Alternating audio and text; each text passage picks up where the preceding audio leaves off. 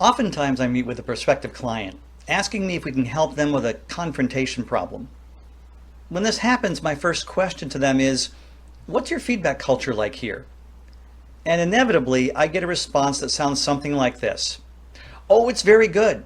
Twice a year at performance management time, all of our leaders give feedback to their people. Really? They're calling that feedback? And they wonder why they need help with confrontation? Now, in the end, yes, we can, and yes, we have helped many organizations with confrontation.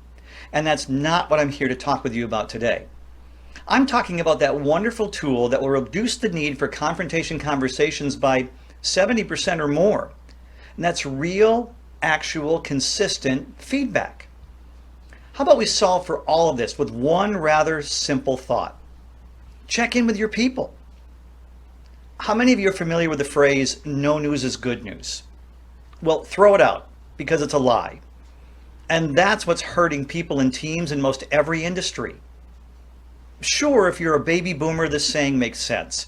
Yet, baby boomers are quickly phasing out of the workplace, and millennials and those even younger are dying for your feedback. I mean, let's bring some psychology into it. When there's a gap in information, how do people normally fill that gap? With the best case scenario or the worst case scenario? It's worst case, and it's not a chosen response. It's simply how we're wired.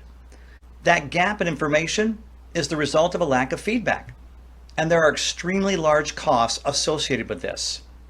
From Gallup's Global Workforce Report, 98% of employees will fail to be engaged when managers give little or no feedback.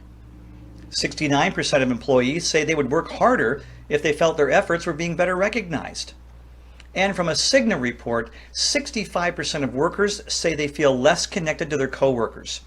And employee disconnection is one of the main drivers of voluntary turnover, costing employers upwards of $406 billion a year.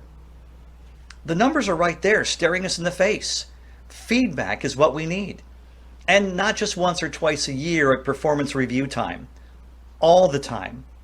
Or how we put it, open, honest, face-to-face, or at the very least screen-to-screen conversations, 365 days a year with the people central to your success and happiness. Whether you report to them, they report to you, or nobody reports to anybody. Now, I could go a lot deeper into this, but wanted to keep it short. I mean, it's summer now, and people's attention spans are shorter than normal.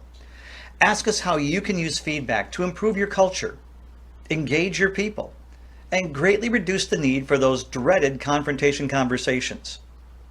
And if you do need those, we can help there too.